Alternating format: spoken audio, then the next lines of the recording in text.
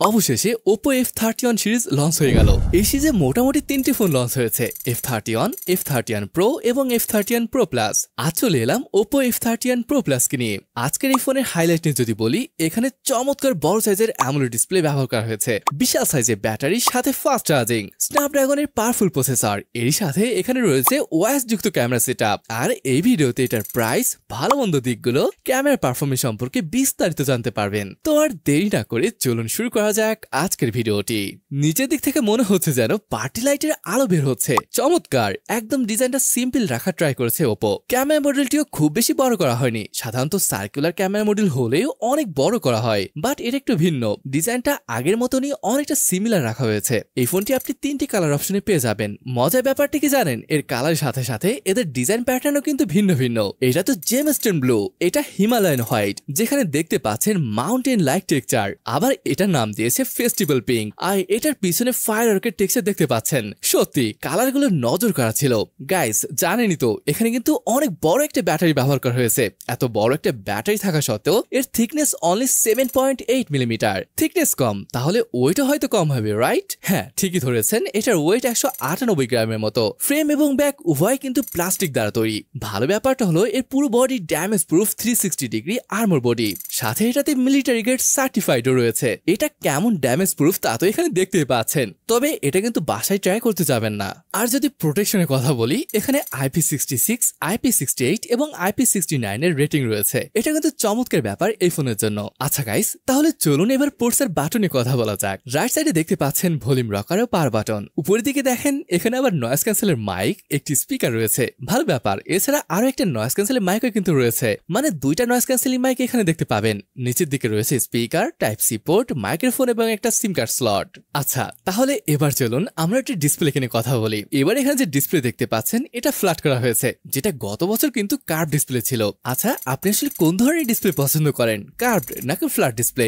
যাই হোক, এখানে আমরা পাচ্ছি 6.8 ইঞ্চের FHD+ AMOLED ডিসপ্লে। ডিসপ্লে তো বেশ স্মুথ লাগবে। আর যদি ইউটিউবে ভিডিও দেখতে চান, তাহলে সর্বোচ্চ 2160p তে আপনি ভিডিও দেখতে পারবেন। হ্যাঁ, এখানে কোনো HD সাপোর্টটা পাচ্ছেন না, যেটা অবশ্যই থাকাটা দরকার ছিল যদি এই প্রাইসের কথা চিন্তা করেন। ডিসপ্লেটি দেখতে কিন্তু সুন্দরই মনে হচ্ছে, এমনকি এটা চিন আর বেজেল গুলোকেও অনেক পাতলা করা হয়েছে। আর তাই তো এটার অ্যাভারেজ স্ক্রিন টু বডি এসে দাঁড়িয়েছে 93.5% এর মতো। যদি বলে এটার ব্রাইটনেস এর কথা, ভাই এখানে 1600 নিটস এর পিক ব্রাইটনেস রয়েছে। এটার ফিচার্স এর কথা আসলে এটা ফ্লিকার ফ্রি ডিসপ্লে, কারণ এখানে রয়েছে 2160 PWM ডিমিং এর মতো ফিচার, যার ফলে আপনি যখন লো লাইটে মোবাইল দেখবেন তখন এটা ফ্লিকারকে কমিয়ে আনবে আর চোখের ক্ষতির পরিমাণও কমিয়ে আনতে সাহায্য করবে। আর একটা মজার ফিচার হলো splash and globe touch.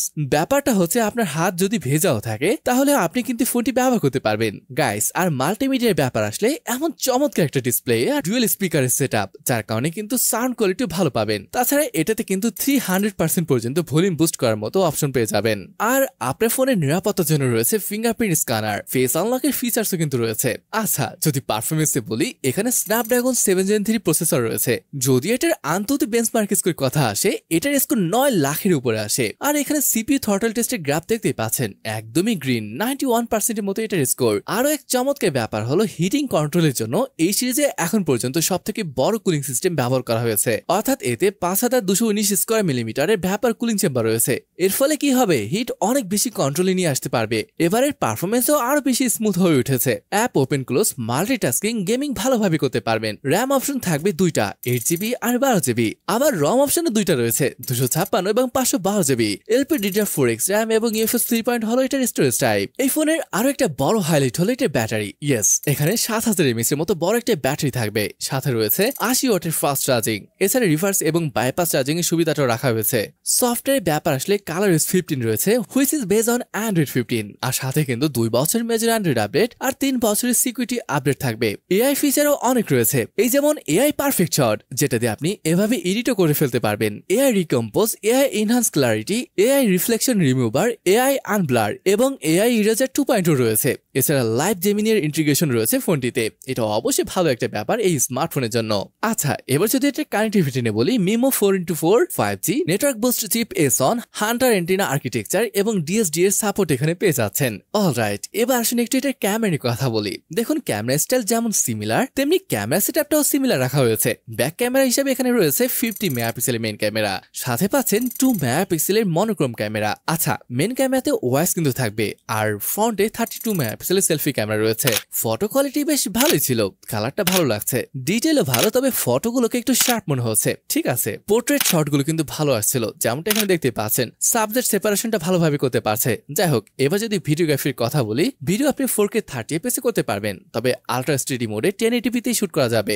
Same ফ্রন্টও 4K 30 fps A shoot করতে পারবেন, এটা ভালো বিষয়। এছাড়া এখানে আন্ডার ওয়াটার মোডও রয়েছে, যেটা ব্যবহার করে পানি নিচে শুট করতে পারবেন। আচ্ছা, এবার যদি এটার প্রাইসের কথা বলি, এটা ইন্ডিয়ান রুপিতে 35,000 পড়বে, যেটা টাকায় কনভার্ট করলে 50,000 উপরে আসে। এখন আসুন দেখি এই প্রাইসে আসলে এটা কেমন হবে। দেখুন, এটা ডিসপ্লে, এটা ডিজাইন ভালো লাগবে, তবে পারফরমেন্সে এসে LPDDR4X RAM এই ফোনের সাথে যায় না। ব্যাটারি ঠিক আছে, এটা ভালো ছিল, তবে ক্যামেরাতে কোনো আলট্রা ওয়াইড নেই কোনো টেলিফটো। ক্যামেরা পারফরমেন্স ভালো ছিল, বাট পরিপূর্ণ সেটআপ এই প্রাইসে তো আশা করতেই পারি, তাই না? আমার কাছে প্রাইস হিসেবে অ্যাভারেজ ফোন বলে মনে হয়েছে। যাই হোক, কথা হলো আপনার কেমন লাগলো তা কমেন্ট করে অবশ্যই জানাবেন। তাহলে আজকের ভিডিওটি এখানে শেষ করছি, দেখা হবে পরের ভিডিওতে। ততক্ষণ পর্যন্ত ভালো থাকুন, সুস্থ থাকুন, আল্লাহ হাফেজ।